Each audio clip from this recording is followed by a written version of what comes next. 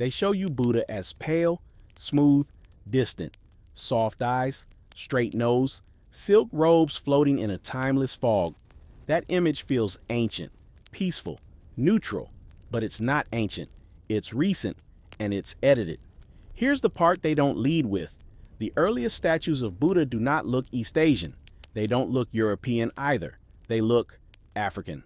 Broad noses, full lips, coiled hair, heavy jaws, thick necks, grounded bodies, stone-carved presence.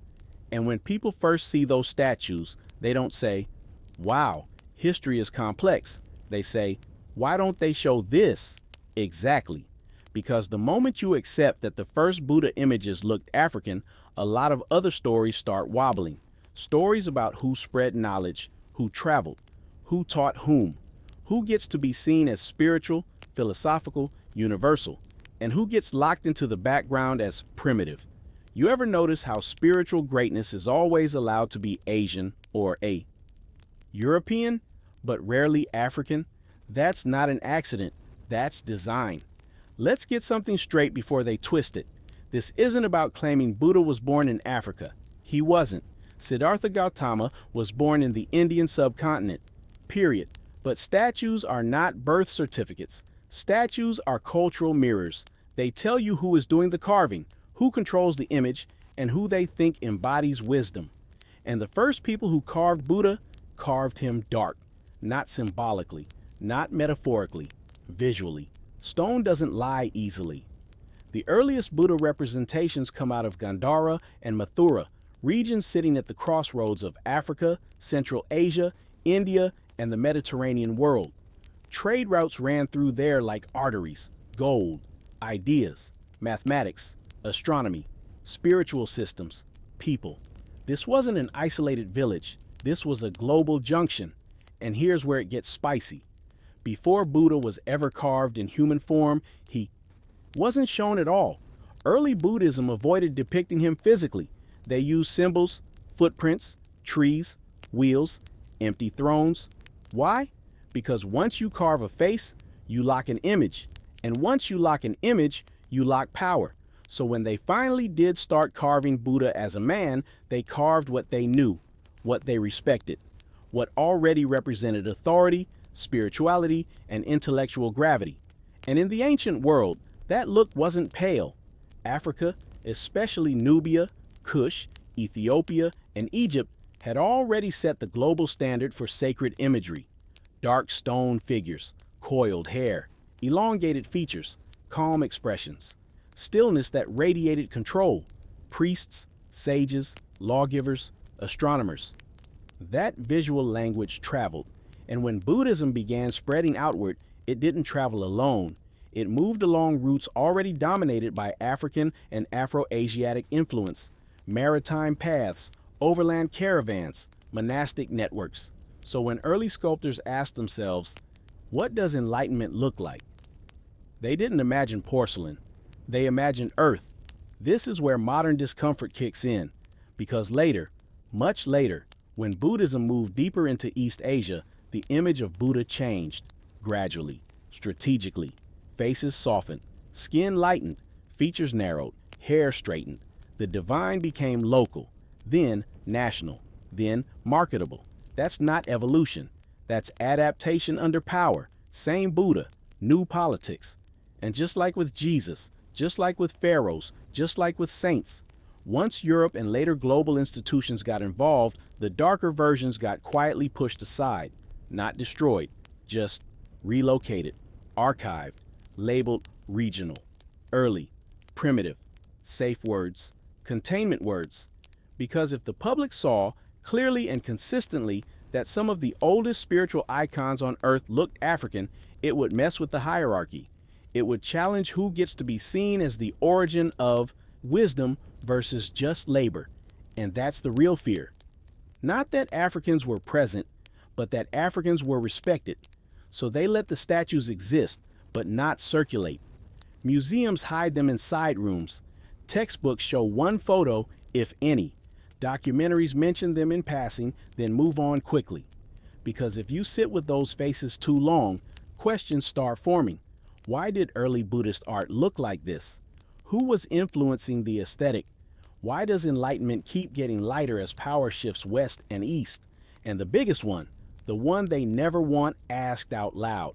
If Africa shaped the image of wisdom in Asia, what else did it shape that we've been taught to forget? That's where this really begins. Let's get straight to it. The earliest Buddha statues don't look like what you see in souvenir shops today. They don't have pale skin, they don't have sharp, thin noses, they don't have straight hair flowing like shampoo commercials. They have broad noses, full lips, tightly curled hair, heavy-lidded eyes, faces carved with the same proportions you see in ancient African and Dravidian sculptures. And before anybody jumps up yelling interpretation, understand this. These aren't opinions. These are stone artifacts dated, cataloged, and preserved. The earliest anthropomorphic Buddhas appear in the Gandhara and Mathura regions around the 1st centuries BCE to CE.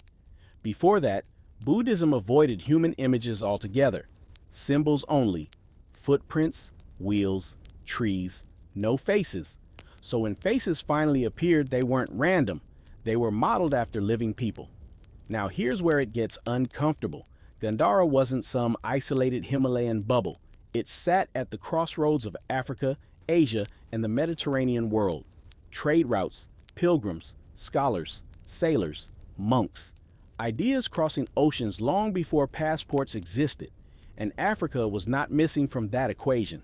East Africa had direct maritime trade with India for thousands of years.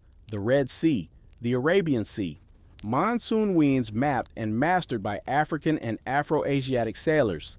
This isn't fringe. This is basic ancient navigation, which means African presence in South Asia wasn't rare. It was normal. In India, these Africans were called Siddhis, Habshis, Zanj. Different names, same roots. Some were soldiers, some were administrators, some were monks, some were spiritual teachers. And artists don't carve gods from abstractions. They carve what they see. Look closely at early Buddha heads from Mathura. The hair isn't straight, it's textured, coiled, sometimes described as snail shell curls. But snail shell is a polite way of avoiding a simpler word, kinky. That texture didn't come from Greek statues. Greek hair flows, African hair coils. Then there's the lips. Not thin, not tight, full, rounded, expressive. The nose, wide bridge, broad nostrils, built for breath, not marble symmetry. These features appear again and again in early Buddhist art, across regions, across centuries, until something changes. And that change lines up with power. As Buddhism spreads north and east into Central Asia, China, Korea, Japan, the Buddha's face starts shifting. Gradually, quietly, skin lightens, features narrow, hair smooths. The body becomes more ethereal, less grounded. Why?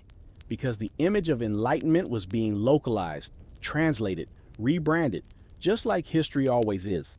But the earliest versions don't lie because they weren't trying to sell anything yet. They weren't trying to fit into imperial aesthetics.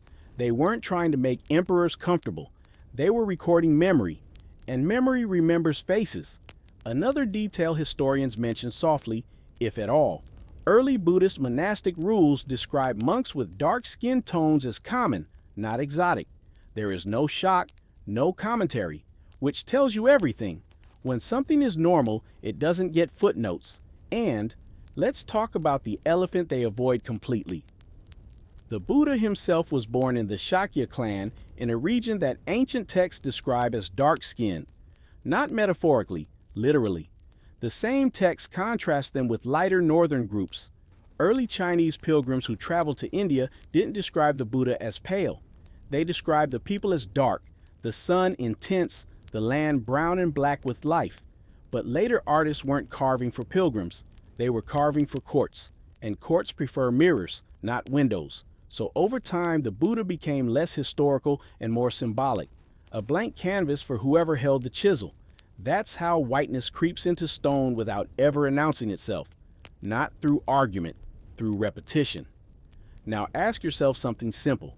If early Buddhist statues looked African and later ones don't, what changed? The Buddha didn't. Power did. And once power decides what enlightenment looks like, it also decides what it never looked like. So the question isn't whether those early statues resemble Africans. That part is carved in stone. The real question is why you were never shown those versions first, and what else got reshaped when the face of wisdom changed. Because once you see that shift, you start noticing it everywhere.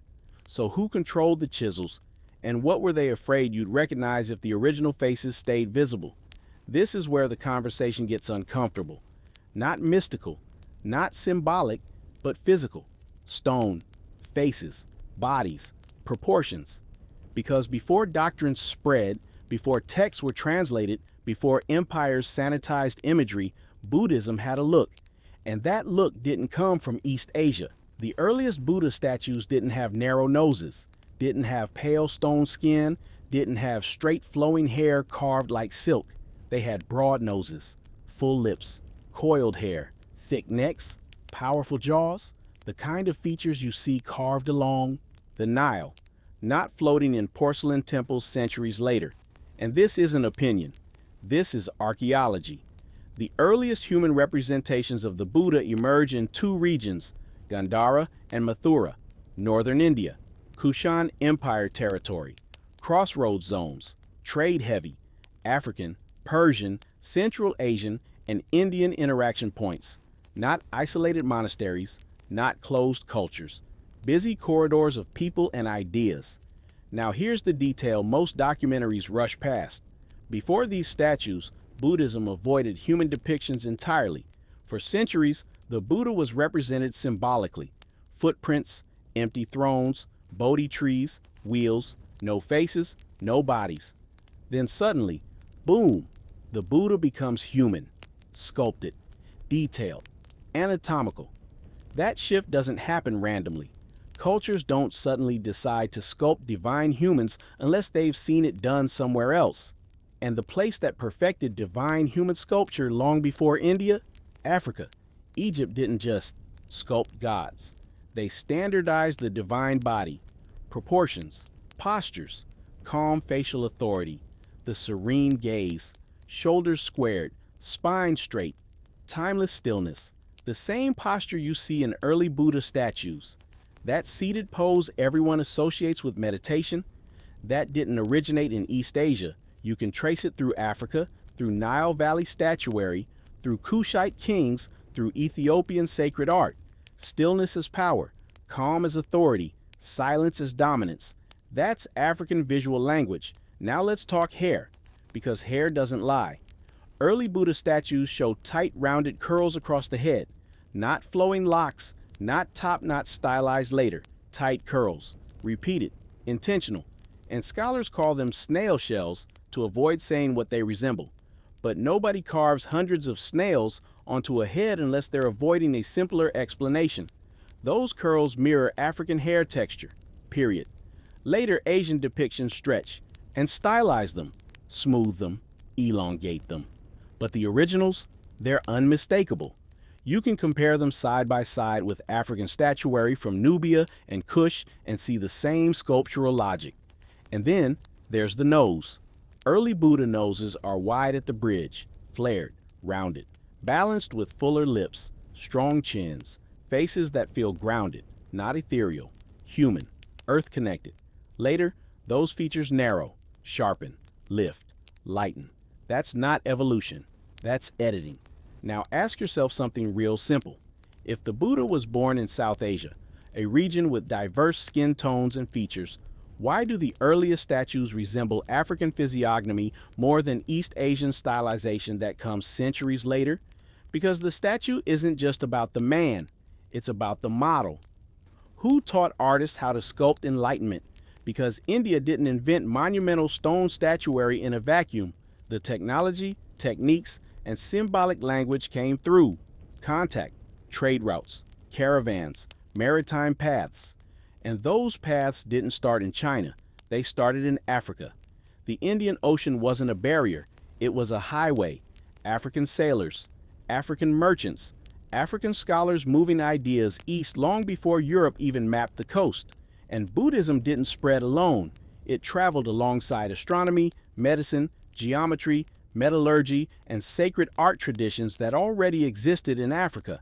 So when Buddhism needed a body, a visual anchor for devotion, it reached into a visual language that already knew how to represent divine calm in human form. That's why the earliest Buddha statues feel heavy, grounded, anchored. They don't float, they sit, they rule space. That's African sculptural authority. And here's the part museums don't love highlighting. The Kushan Empire, which funded and standardized early Buddha imagery, ruled over territories connected directly to African trade networks: gold, ivory, stone, ideas. This wasn't isolated India. This was global. Which means when historians say the Buddha statues just evolved locally, they're simplifying on purpose. Because admitting African visual influence forces a bigger admission that Africa wasn't just feeding the world resources, it was feeding it symbols, aesthetics, ways of seeing divinity. And once you admit that, the timeline breaks, because suddenly Africa isn't behind Asia. Africa isn't behind Europe. Africa is earlier, and that terrifies curated history. So the question isn't whether Buddha statues look African. The real question is why the earliest ones do, and why later versions work so hard to make you forget. What else was smoothed out when the Buddha's face was rewritten? They'll tell you Buddha wasn't meant to be shown at all, that early Buddhism avoided human images, that statues came later, that's half true and half a shield, because when the Buddha finally does appear, in human form, the features are not vague. They are not neutral. They are not accidental. Broad nose, full lips, tightly curled hair rendered as snail shell coils, elongated earlobes, dark stone, heavy presence, grounded posture. These aren't Asian defaults. These are specific traits, and they show up consistently in the earliest Buddha statues we have. Let's talk Gandhara, northern India, present-day Pakistan and Afghanistan, crossroads of trade, Greek influence, Persian movement, African sailors and merchants passing through the Indian Ocean world long before modern timelines want to admit. This is where the first anthropomorphic Buddhas appear around the 1st century BCE to 1st century CE. And here's the thing they never say cleanly. Even when Greek artistic techniques are present, drapery, realism, proportion, the face doesn't follow Greek norms. It doesn't look Mediterranean European. It doesn't look East Asian. It looks Southern. It looks African adjacent. That's not opinion. That's comparative anatomy. Early scholars noticed it too. They just didn't like where it led, so they used softer language. Indigenous features, stylized abstraction, local physiognomy, translation. Don't ask too many questions, because if you do, you run into a problem. The Buddha, historically, lived in a region connected by deep trade networks to Africa, not hypothetically, documented. The Indian Ocean wasn't a barrier, it was a highway. Africans, particularly from the Horn of Africa, were present in South Asia for centuries. Merchants, sailors, soldiers, scholars, communities. The Greeks wrote about them. Arab records mentioned them. Indian texts acknowledged them. But modern Buddhist art history, quiet. Because once you accept African presence in the region, the statues stop looking mysterious. They start looking representational. Now, let's go deeper. Before the Buddha was depicted, other spiritual figures were shown: yakshas, guardians, sages. And guess what? Many of them also carry African features. Same lips, same noses, same hair texture. So when artists finally choose to depict the Buddha, they don't invent a new face. They use a familiar one. That matters, because religious imagery is never random. You don't model enlightenment on a face your audience doesn't recognize or respect. You choose authority. You choose presence. You choose a face that already carries spiritual weight. So ask yourself, why did that face already carry authority in the region? Now zoom out. When Buddhism spreads east into China, Korea, and Japan, the Buddha's appearance starts to change, gradually, strategically. Features soften, skin lightens, hair loosens, faces become more local, not because the Buddha changed, but because power did. Religions adapt to survive. Images adapt to rule, but the earliest versions, they preserve the original imprint, and those originals don't align with the later narrative, another detail they avoid. The Ushnesha, that cranial bump on Buddha statues, is often framed as symbolic wisdom, but in early art, it resembles tightly coiled hair styled upward. Not a helmet, not a crown. Hair matters. Across ancient cultures, hair texture is one of the most preserved markers of identity in sculpture. Artists don't accidentally carve curls, they choose them, and they carve them again, and again, and again, until the style spread and got abstracted, but the origin stayed buried. Now here's where things get uncomfortable for modern storytelling. If early Buddha imagery reflects African features, then African presence in early Buddhism isn't fringe, it's foundational. And that forces a rethink of spiritual lineage. Not Africa influenced Asia later, but Africa was already in the room, already trading, already teaching, already shaping aesthetics and philosophy, which means the story of Buddhism as a purely isolated Asian tradition collapses. It becomes global, interconnected, messy. And global stories don't sit well with hierarchies, because once you admit that Africans weren't just labor or background figures, but spiritual and cultural contributors, you can't keep the same mental map. That's why museums label early Buddhas by region, not appearance. That's why textbooks talk about style instead of face. That's why they show you the later, lighter statues first. It's curation, not coincidence. And here's the real twist. No one had to erase African-looking Buddhas aggressively. All they had to do was keep reproducing newer versions until the originals looked abnormal, until you felt weird noticing, until you asked the question and thought, maybe I'm reaching. That's how erasure works when it's done clean. So the question isn't whether Buddha's first statues look African. The question is why. You were never taught how normal that actually was. And once you see that, what else in spiritual history starts looking different? What's the next image they trained you not to trust your eyes on? They'll tell you Buddha was never depicted at all in the beginning, that early Buddhism avoided images, that statues came later, once art matured. That's half true. And the half they leave out matters, because when Buddha does appear in physical form for the first time, it's not in China, not Japan, not Thailand. It's in Gandhara, a crossroads region sitting between Africa, India, Persia, and the Greek world. And the earliest statues don't look East Asian. They don't look European either. They look African. Broad noses, full lips, tightly curled hair arranged in spiral coils, elongated earlobes, deep-set eyes with calm authority, not stylized, anatomical. And that's not artistic imagination. That's a face memory. See, Gandhara wasn't isolated. It sat on the Silk Roads before they were called that. Merchants, monks, scholars, and travelers moved through constantly. Ideas traveled with people. So did faces. And one group was especially present in these routes. Africans from the Horn, Nubia, and the Red Sea trade networks. This isn't speculation. Greco-Roman records openly describe Ethiopians, a broad ancient term for dark-skinned Africans, traveling and settling across Asia. Indian texts mention dark-complexioned sages from the West. Persian sources describe African traders, sailors, and spiritual figures moving eastward. So when early Buddhist artists finally decided to give Buddha a form, they didn't invent one. They drew from what they already knew, and what they knew looked African.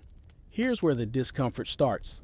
Later Buddhist traditions will insist Buddha was Indian. Fair enough, he was born in the Indian subcontinent, but ancient India didn't look like modern national borders or racial categories. Northern India at the time was a melting zone. Dravidian, African-descended populations, Indo-Aryan migrants, Central Asians. Dark skin was common. Curly hair was common. African phenotypes were not foreign. So when the earliest statues show a Buddha with African features, that's not exaggeration. That's realism. But realism doesn't age well when power shifts. As Buddhism spread north and east, the face changed. In China, Buddha became lighter, smoother, more oval. In Japan, narrower eyes, In Southeast Asia, stylized softness. In Europe, when Buddhist art is studied or recreated, the African features quietly disappear. Nobody announces it. They just stop showing them. Same Buddha, different face. Ask yourself why. Because if the first Buddha statues clearly resemble African features, it forces a conversation nobody wants about who was present at the foundation, about whose image carried spiritual authority before later cultures reshaped it, and about how often blackness gets erased once something becomes universal. Let's talk hair. Early Gandharan, Buddhas don't have straight hair pulled into a bun. They have tight snail shell curls covering the scalp. That's not symbolic. That's textural accuracy. Later traditions claim the curls represent enlightenment or snail spirits. That explanation comes after the image already exists. That's retroactive symbolism, meaning assigned to justify appearance once the original reference becomes uncomfortable. Same thing happened in Egypt. Same thing happened with saints in Europe. Same thing happened with prophets in religious art. When black features appear early, they get mythologized later to avoid saying the obvious. Now, zoom out. Why Gandhara? Why there?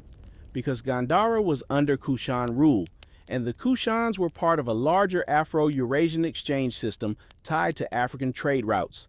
Coins from the region depict rulers with African-y features. Art styles blend African, Persian, and Hellenistic influences. This was not a closed world. It was global before globalization had a name. So when the first Buddha statues emerge here, they reflect that world. But modern textbooks isolate them. They describe the art as Greco-Buddhist, emphasizing European influence while downplaying African presence. Notice the trick. European influence is always named. African influence is always implied, minimized, or erased. Yet the face is still there if you look closely. In the nose, the lips, the curls, the posture. That's why museums rarely spotlight early Gandharan Buddhas in popular displays. They prefer later, cleaner versions that fit modern expectations. Because once you see the original, you can't unsee it. And once you accept that the first physical image of one of the world's greatest spiritual figures carried African features, you start questioning a lot more than art history. You start questioning how often black presence was foundational, then quietly edited out. And that leads to a more dangerous realization. If Buddha's earliest image looks African, what other universal icons started black before being recolored? And who decides when a face becomes too powerful to keep? Now let's cut through the fog and get surgical. When people see early Buddha statues with wide noses, full lips, tightly coiled hair, and dark stone, they rush to call it style, regional flavor, artistic coincidence, anything but what their eyes are telling them. Because admitting what those features resemble opens a door. History has worked overtime to keep closed. Here's the reality. The earliest human images of the Buddha do not come from East Asia. They don't come from China. They don't come from Japan.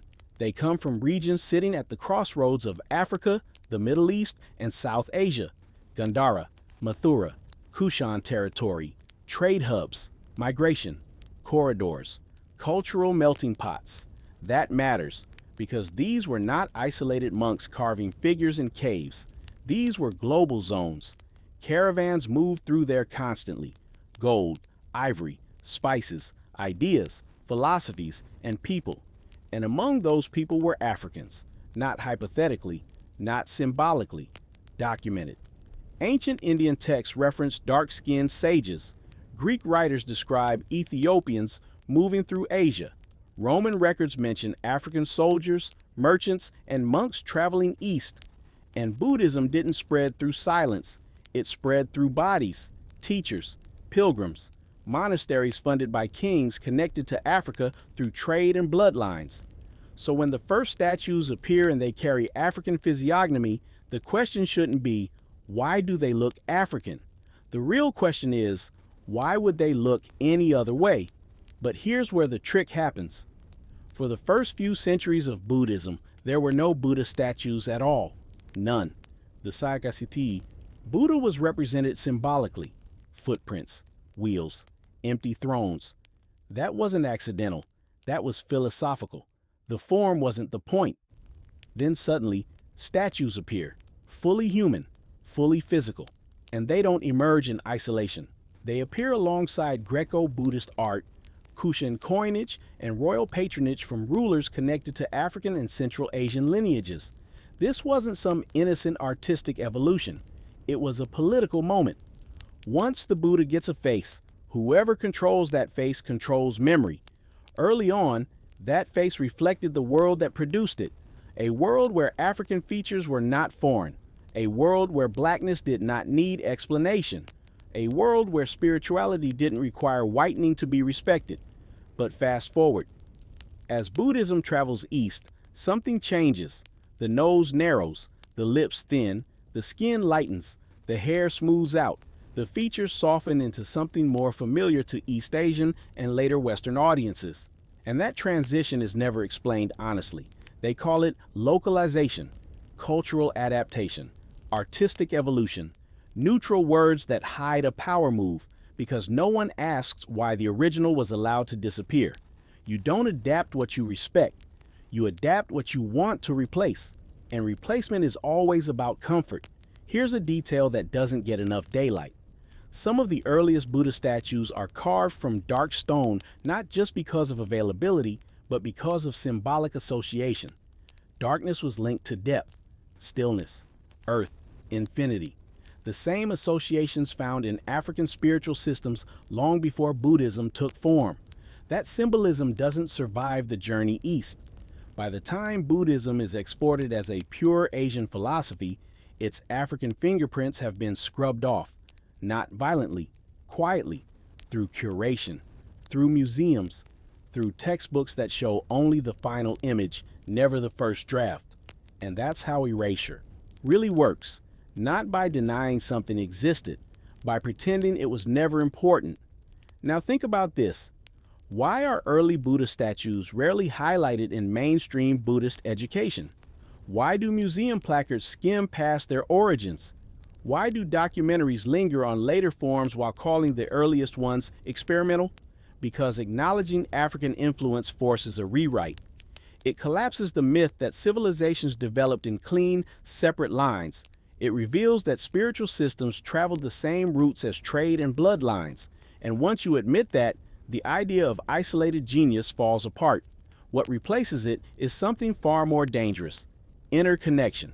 Because interconnection means no one owns enlightenment, no one owns wisdom, no one owns the origin story.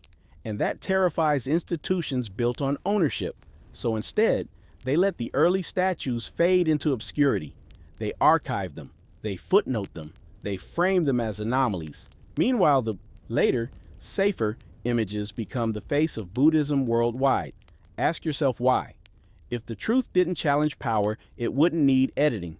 And once you see how the Buddha's image was reshaped to fit comfort zones, the next question becomes unavoidable. If they were willing to alter the face of enlightenment itself, what else were they willing to erase to keep the hierarchy intact? They'll tell you Buddha was never depicted at first. No images, no statues, just symbols, footprints, empty thrones. That's the official line. But here's what they don't like saying out loud. The moment Buddha starts being carved into stone, the moment his face appears, it doesn't look East Asian. It doesn't look European. It doesn't even look Indian the way textbooks frame India today. It looks African. Broad nose, full lips, heavy-lidded eyes, tightly coiled hair rendered as textured curls, not smooth waves. And no, that's not artistic coincidence. Because the earliest known Buddha statues come from one place, Gandhara, modern-day Pakistan and Afghanistan. A crossroads, a collision zone, a cultural blender, and here's the part they rush past. Gandhara wasn't isolated. It sat directly on ancient trade routes connecting Africa, Arabia, Persia, and South Asia. Ideas didn't trickle there, they flooded in. So when the first Buddhas appear, carved in stone, bronze, and stucco, they carry fingerprints, cultural ones, genetic ones, artistic ones. And those fingerprints don't point north, they point south and west. Let's talk about hair, because hair never lies. Early Buddha statues don't show straight hair or loose waves. They show tight, uniform curls packed densely across the scalp, not symbolic dots, not stylized flames, real curls. The same curl pattern you see on ancient Nubian and Kushite sculptures. The same pattern on African royal iconography stretching back thousands of years. Later Asian Buddhas, that hair changes. It softens, it smooths, it becomes symbolic. That tells you something shifted. Now look at facial structure. Early Buddhas have wide nasal bridges, thick lips, rounded jawlines, heavy cheekbones. These are not accidental choices in stone carving. Stone exaggerates features. Artists choose what to emphasize. So why emphasize African features? Because artists don't invent faces out of thin air. They carve what they see, or what they've been taught to revere. And here's where it gets uncomfortable. Before Buddhism spreads east into China and Japan, before it's filtered through local aesthetics, it passes through African influence zones. Egypt had long-standing contact with India through the Red Sea. Ethiopian and Nubian traders moved ideas, goods, and spiritual systems across the Indian Ocean centuries before Europe knew those routes existed. This wasn't rare. This was normal. Spiritual ideas traveled with people, and people from Africa were already moving.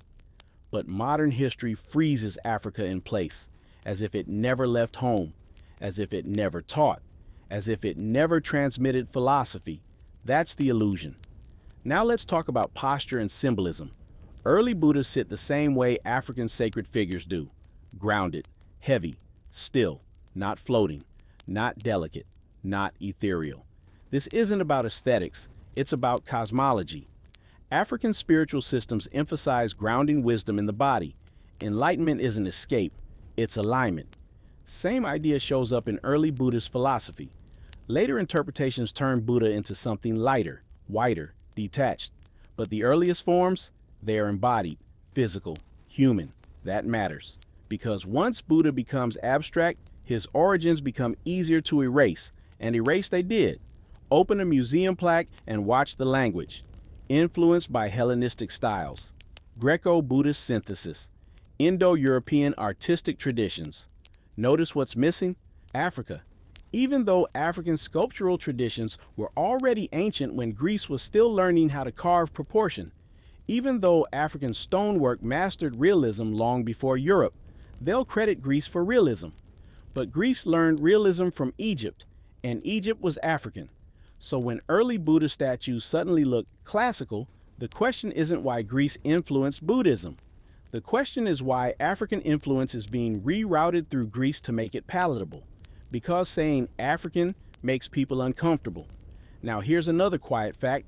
The earliest Buddha statues were created centuries after Buddha lived, meaning his image was reconstructed from memory, oral tradition, and cultural reference points. So whose reference points dominated?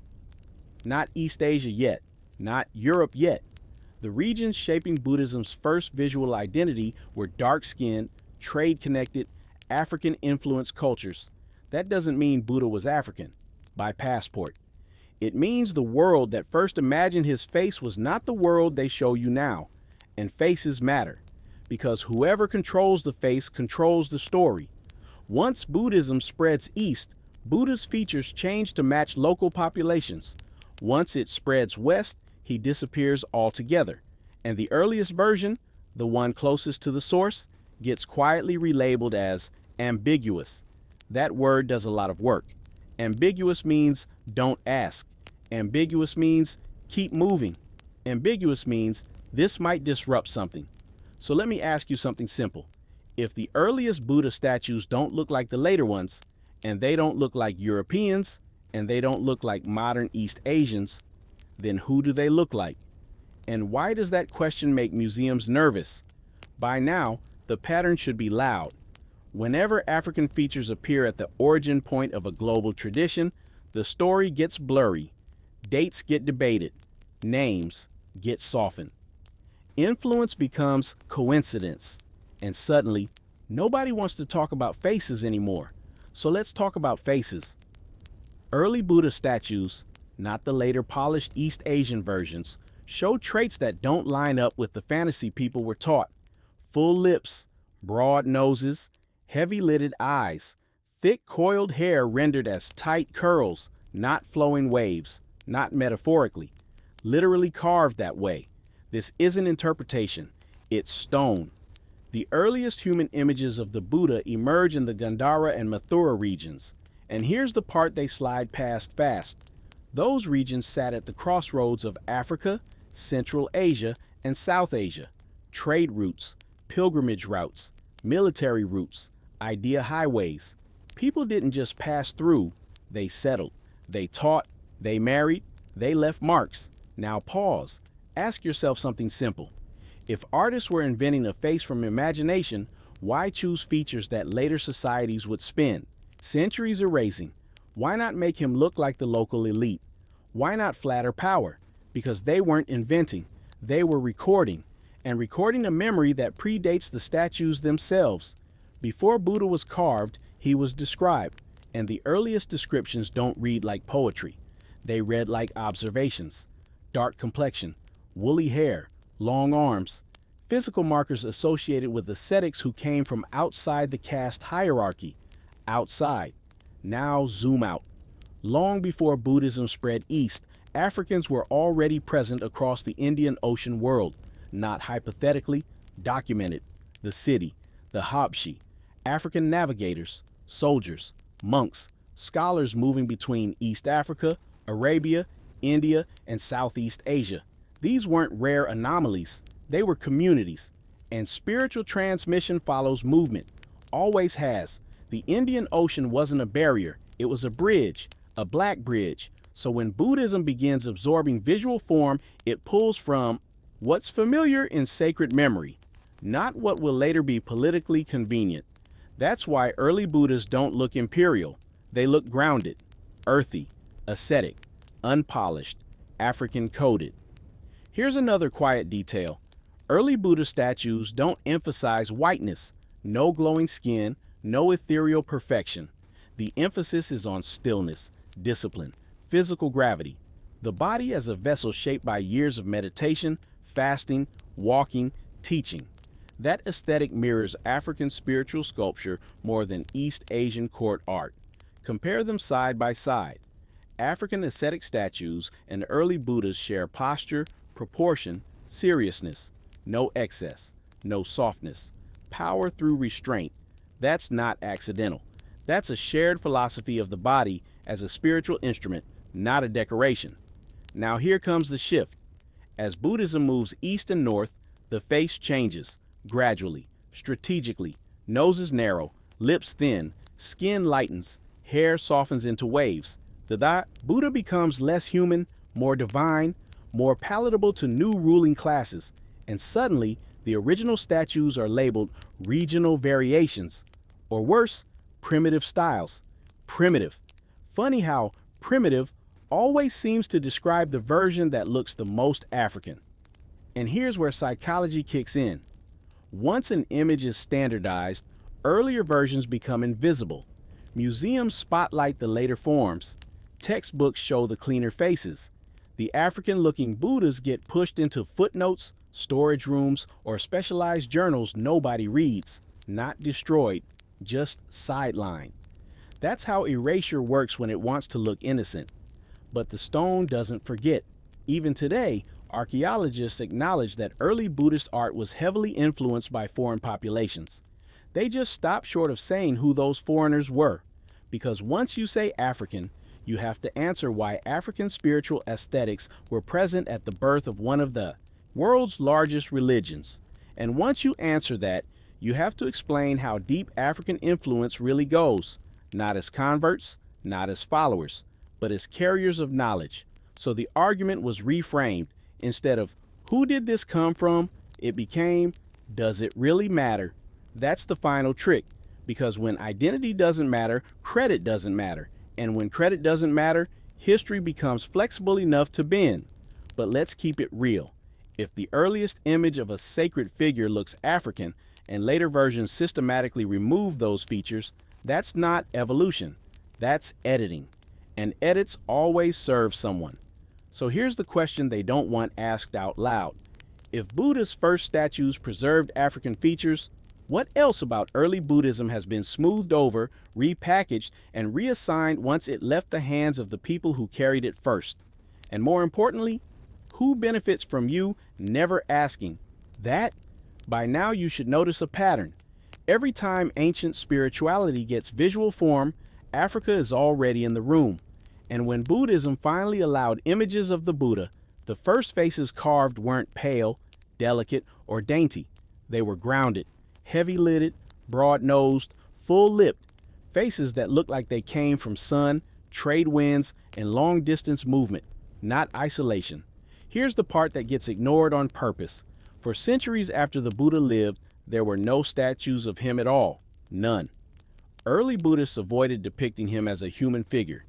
They used symbols instead.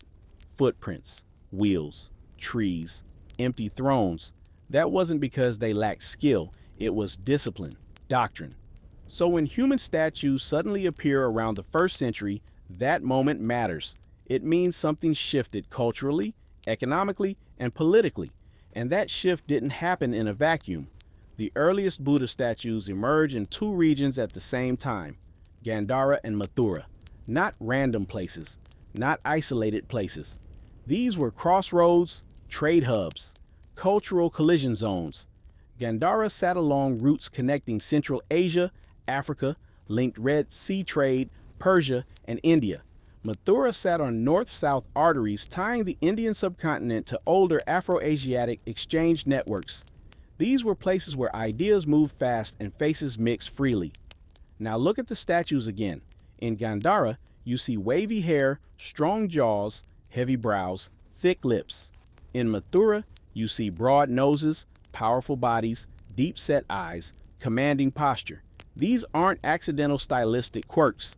They reflect the people who were sculpting, patronizing, and normalizing sacred imagery. Here's the uncomfortable truth. Africa was not far away from early Buddhism. Africa was already connected. Aksum, Nubia, Egypt, Arabia. These regions were active participants in Indian Ocean trade centuries before Europe mattered. Merchants, monks, sailors, scholars. People moved. Ideas moved. Aesthetic standards moved. And Buddhism didn't spread through silence. It spread through conversation, translation, and adaptation. So when Buddhism expanded beyond India, it absorbed the visual language of the networks it traveled through. And those networks were heavily African and Afro-Asiatic in character. That's why early Buddhas don't look like later East Asian reinterpretations. Those came centuries later, shaped by local climates, beauty standards, and political needs. But the first statues, they sit closer to Africa than Hollywood will ever admit. Now let's talk about something else they downplay. Who funded these statues? Royal patrons, trade elites, power brokers, not starving peasants carving stone for fun. These statues were expensive, labor-intensive, highly skilled, and many of the ruling classes along these routes were dark-skinned. Kushan rulers, Indo-Scythian elites, Afro-Asiatic merchant dynasties. Their coins show it, their Sisanda reliefs show it, their DNA trails show it. When you commission a god, you don't usually make him look foreign. You make him look authoritative, familiar, trustworthy, like power. So ask yourself, why would early Buddhists suddenly choose features that modern audiences now label African, unless those features already symbolize wisdom, presence, and spiritual gravity? Because back then, they did. The lie is thinking Africa was just a consumer of religion. Africa was a curator of sacred aesthetics. The Buddha didn't get an image until the world around Buddhism was already global. And global, at that time, did not mean European. It meant Afro-Asiatic. That's why the earliest Buddhas don't look like porcelain dolls. They look like men shaped by heat, movement, discipline, and long memory. And here's the part that really stings. Once Buddhism moved east and north, the image slowly changed. Noses narrowed, skin lightened, bodies softened. Not because the teachings changed, but because power shifted. The image follows the empire, always has.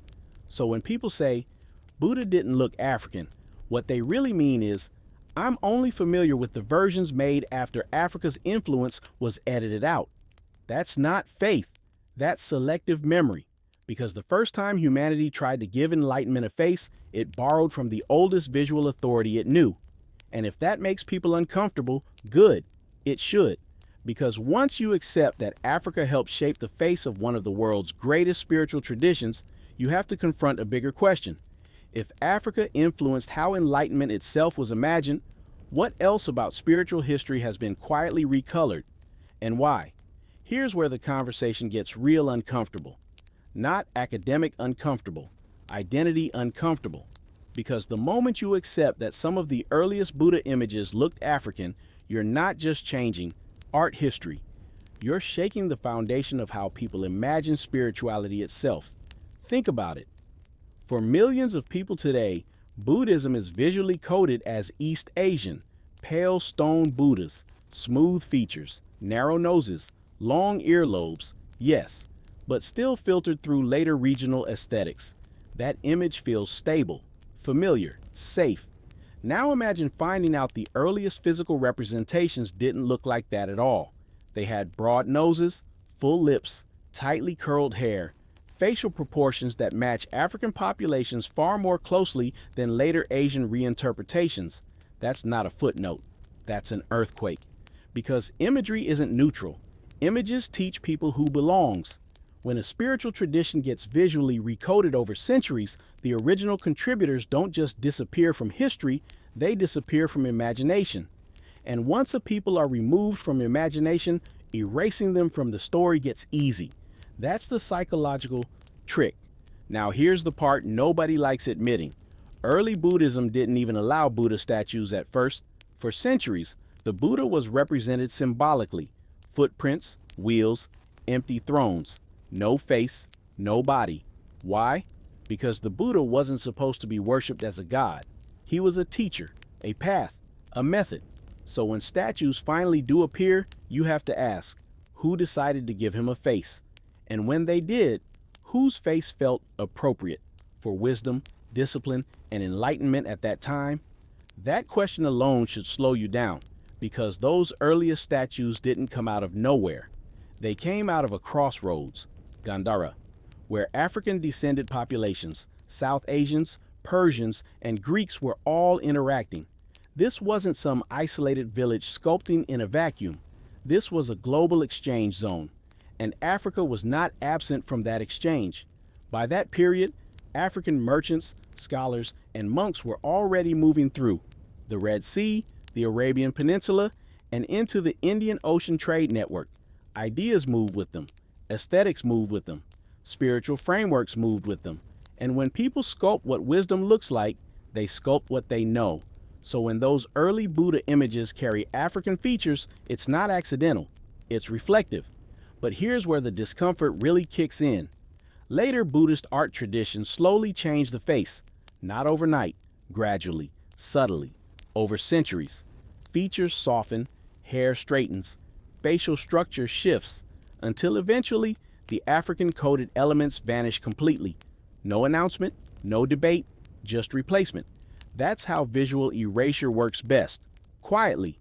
And once the new image dominates long enough, people start reacting emotionally when you show them the old one. They say things like, that doesn't look like Buddha, or that's not authentic.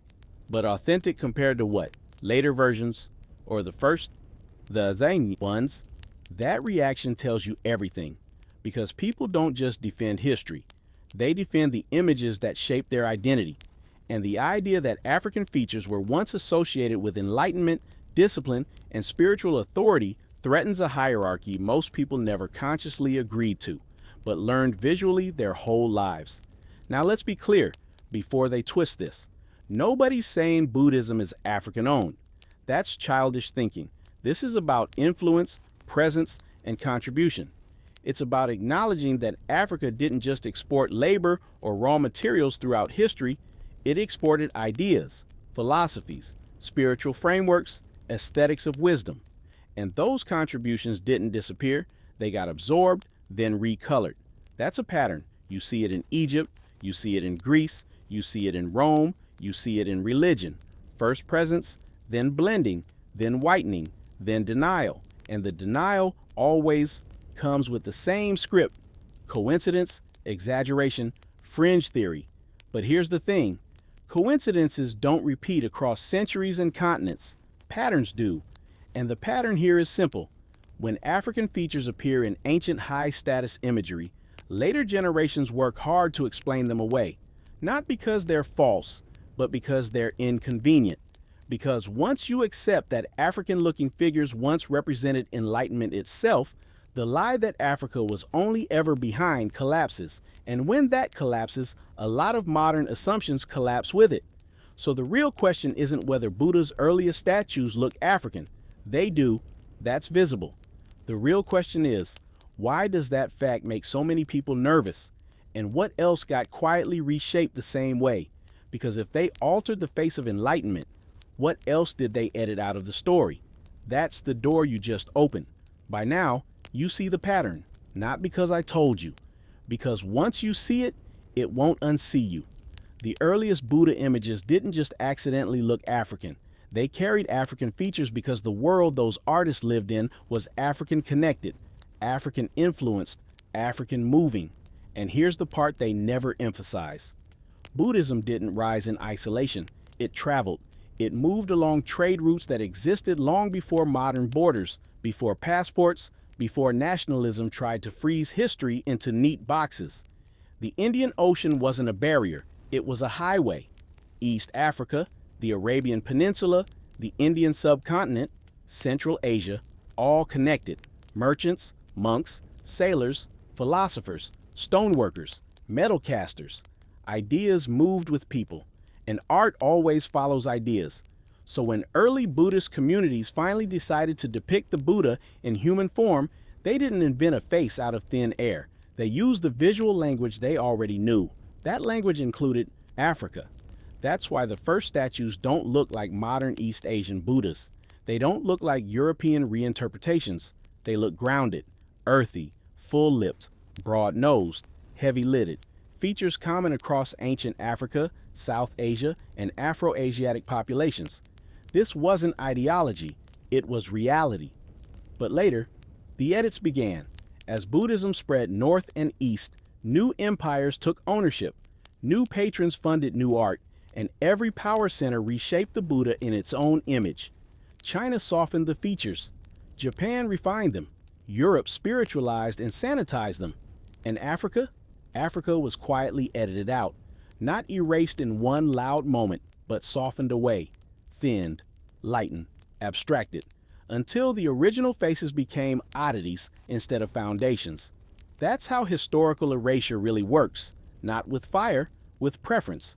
And once a preferred image becomes dominant, everything else becomes early, primitive, or uncertain. Ask yourself something simple. Why are the oldest Buddha statues always framed as anomalies? Why is the conversation always about why they don't look like later Buddhas, instead of why later Buddhas don't look like the originals? Because asking that question reverses the power flow. It forces historians to admit that spiritual imagery, like civilization itself, didn't move from east to west or west to east. It moved from south to everywhere. Africa was never on the sidelines of world spirituality. It was embedded in it. African cosmology shaped Egyptian thought. Egyptian thought influenced Greek philosophy. Greek philosophy fed into Indo-Greek kingdoms. Those kingdoms shaped the first Buddhist art. That's not conspiracy. That's chronology. But chronology gets dangerous when it rearranges the mental hierarchy. Because once you accept that African aesthetics and presence helped shape early Buddhist imagery, you have to accept something else. Africa wasn't waiting to be civilized. Africa was already contributing to humanity's deepest questions. What is suffering? What is self? How do we escape cycles of harm? What does enlightenment look like? Not in theory, but in form. And the answers didn't wear one face. They wore many. But history likes simplicity. Power likes ownership. And modern identity politics likes clean lines that never really existed. So instead of saying Buddha's first statues look African, they say influenced by foreign artisans. Instead of saying Africa was present, they say unclear origins. Instead of saying shared ancient world, they say regional development. Language is the softest weapon ever invented. Here's the truth they don't want framed plainly. If African features appear consistently in the earliest sacred art across multiple regions, Africa was not a visitor. Africa was part of the system. And once you accept that, you start seeing it everywhere. In saints, in prophets, in philosophers, in mathematics, in architecture, in spiritual lineages that were later recolored to match whoever held the brush. This isn't about claiming Buddha was African. That's the lazy argument. This is about acknowledging that the world that imagined Buddha's form was not racially isolated, and Africa was in the room. And if Africa was in the room for one of humanity's greatest spiritual movements, how many others were quietly rewritten? That's the real reason this topic makes people uncomfortable, because it's not just about statues, it's about memory. And once memory starts coming back, the old hierarchy starts cracking. So the next time you see an early Buddha statue and feel that familiar tug, that sense that something doesn't match what you were taught, don't ignore it. That's not confusion, that's recognition. And recognition is always the first step toward reclaiming the full story. Ask yourself this: if Dakar Itzabridak's earliest images tell one truth and the later ones tell another, which version of history do you think had something to lose?